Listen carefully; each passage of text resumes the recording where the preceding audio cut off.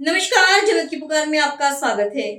Delhi building हादसे के बाद एमसीडी पर भड़के सौरभ भारद्वाज। दक्षिण दिल्ली के सैदुल्ला साहब इलाके में 5 मंजिला इमारत ढहने से हुई दर्दनाक मौतों के बाद राजनीतिक आरोप प्रत्यारोप तेज हो गए हैं।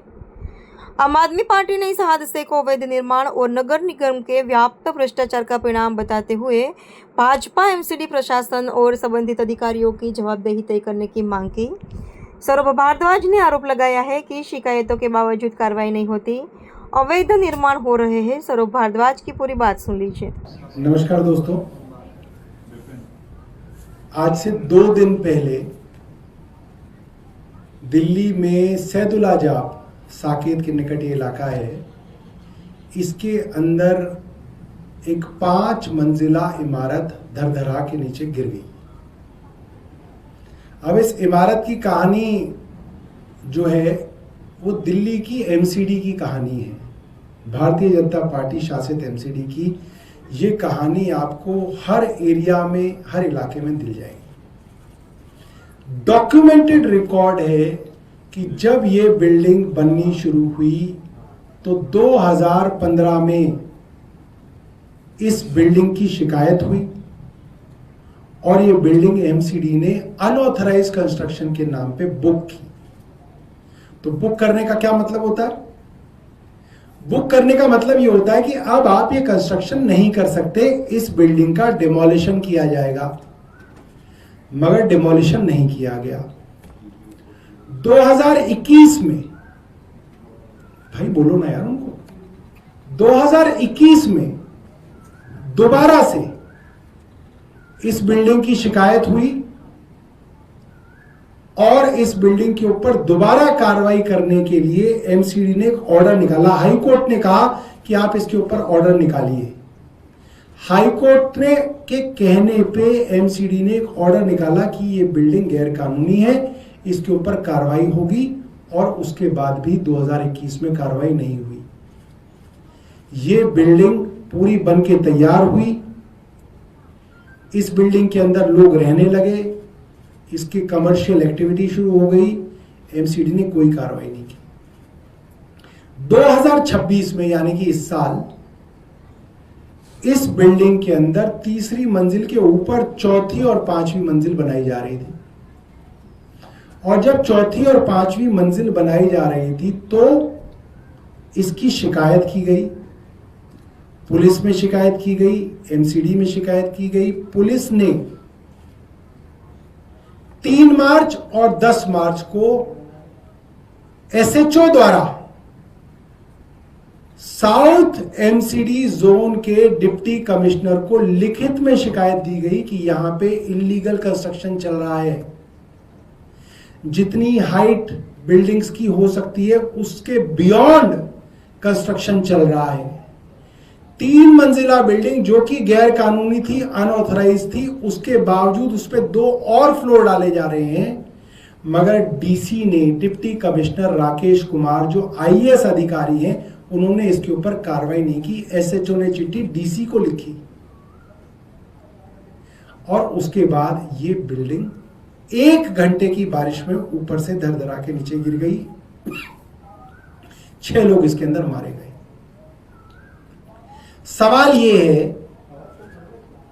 कि जब यह बिल्डिंग बुक की गई तो इस बिल्डिंग के ऊपर कार्रवाई क्यों नहीं की गई? जब डीसी को एसएचओ द्वारा चिट्ठी लिख के कहा गया कि यहां पे इलीगल बिल्डिंग को ऊंचा किया जा रहा है, 2 फ्लोर बन रहे हैं, तो डीसी ने इस बिल्डिंग के ऊपर कार्रवाई क्यों नहीं की?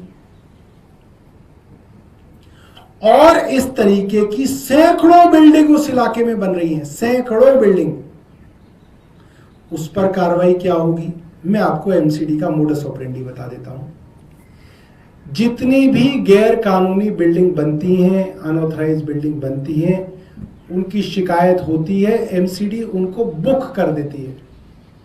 बुक करने का मतलब है एमसीडी कह देती है अनऑथराइज्ड बिल्डिंग है, इसके खिलाफ एक्शन होना है। होना है, होता नहीं है। एमसीडी अपने कागजों में लिख देती है कि इसके ऊपर एक्शन होना है, होता नहीं है। वो बिल्डिंग तैयार हो जाती है, तैयार होकर लोग उसमें रहने लग जाते हैं और उस पर कोई कार्रवाई नहीं होती। तो सवाल ये आता है, बुकिंग क्यों की जाती है? बुकिंग की जाती है पैसा लेने के लिए। अगर कोई गैर कानूनी बिल्डिंग बन रही है तो एमसीडी का अफसर पैसा कैसे मांगेगा उससे? किस चीज से बाह मरोड़ी जाएगी? आर्म ट्विस्टिंग कैसे की जाएगी? तो पूरी दिल्ली के अंदर एक बहुत बड़ा कार्टेल चल रहा है, माफिया चल रहा है, एमसीडी का माफिया चल रहा है, जिसके अंदर जैसे ही किसी बिल्डिंग की शिकायत आती है उस बिल्डिंग को एमसीडी बुक कर देती है। बुक करने के बाद उससे लाखों रुपए वसूले जाते हैं। एक लेंटर के 3 लाख, कहीं पे एक लेंटर के 5 लाख, कहीं पे एक लेंटर के 2 लाख, और वो पैसा वसूल करके एमसीडी उस पैसे को खा जाती है और बिल्डिंग के ऊपर कार्रवाई नहीं करती है। पूर्णतः ये बिल्डिंग माफिया, ये लेंटर माफिया एमसीडी के संरक्षण में चल रहा है और ये बिल्डिंग इसका जीता जागता उदाहरण है। अब करती क्या है एमसीडी? एमसीडी के अफसरों को सबको मालूम है कि जो पैसा आएगा वो ऊपर तक बटेगा, मगर अगर कोई पकड़ा जाएगा, कोई हादसा होगा, कोई मुकदमा आएगा, कोई कोर्ट का केस होगा, तो जेई को या ज्यादा से ज्यादा एई को सस्पेंड कर दिया जाएगा। 15-20 दिन बाद उसको बहाल कर दिया जाएगा, चुपचाप उसको वापस लिया जाएगा। ये मोडस ऑपरेंडी है एमसीडी की। एमसीडी का हर जेई, हर एई जानता है कि हम जो लाखों करोड़ों रुपए कमा रहे हैं और कमा के ऊपर दे रहे हैं, इसकी कीमत कभी ना कभी किसी एक जेई या एई को 15 दिन की सस्पेंशन से चुकानी है, बस और कुछ नहीं होना इसमें। 6 लोग मर गए, डीसी पर कोई कार्रवाई नहीं, चीफ इंजीनियर पर कोई कार्रवाई नहीं, एक्सीएन पर, एससी पर कोई कार्रवाई नहीं, एक जेई एक एई सस्पेंड कर दिया, बहुत बड़ा एक्शन हो गया, सरकार ने ढोल बजा दिया, 15 दिन बाद चुपचाप उनको बहाल कर दिया जाएगा और अगली बार कौन 6 लोग मरेंगे उनकी तलाश की जाएगी कि अगला कौन मरेगा। ये एमसीडी का हाल है। मुख्यमंत्री इसमें बिल्कुल चुप बैठी है। मैं मुख्यमंत्री से पूछना चाहता हूं, आप तो पार्षद थी, आप तो सब समझती हैं, आप 2-2, 3-3 बार पार्षद रही हैं, आपको तो पता है एमसीडी कैसे काम करती है।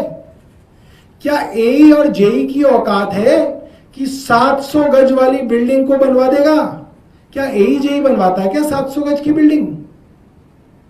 700 गज की बिल्डिंग के लिए अगर रिश्वत खाई होगी तो कम से कम 5 करोड़ रुपए खाए होंगे उन्होंने। 5 करोड़ रुपया एई जेई हजम कर सकता है क्या? नीचे से लेकर ऊपर तक लोगों की मिलीभगत है।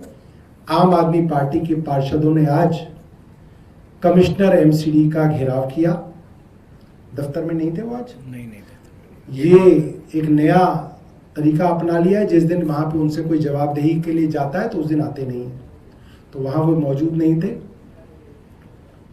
और वहां पे उन्होंने डीसी की, साउथ जोन के जो डीसी हैं राकेश कुमार की सस्पेंशन की मांग की है।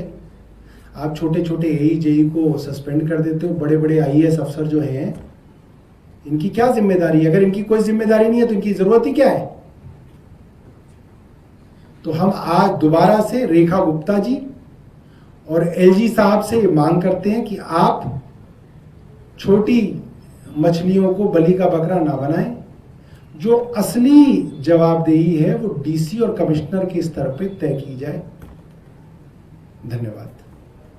लेकिन मेयर ने कहा है कि आज इसके बाद उन्होंने मीडिया से बातचीत में कहा कि जो एक्सीएन जो आप बता रहे हैं कि वो 10 दिन पहले ही वहां पे आए थे, तो इसलिए उन्हें समय दिया गया कि आप इसकी जांच करें। एक्सीएन 10 दिन पहले आए थे तो उससे पहले तो कोई एक्सीएन थे, तो उनको उनके ऊपर कार्रवाई की जाए। 2021 में भी कोई एक्सीएन था, उस पर कार्रवाई की जाए। 2015 में जब पहली बार ये बिल्डिंग बुक हुई उस वक्त कोई एक्सीएन था, कोई चीफ इंजीनियर था, कोई डीसी था, उसके ऊपर कार्रवाई की जाए। ये कब तक एई जेई और एक्सीएन तक खेलते रहेंगे? मेयर साहब थोड़ा उठो, अपना स्तर बढ़ाओ।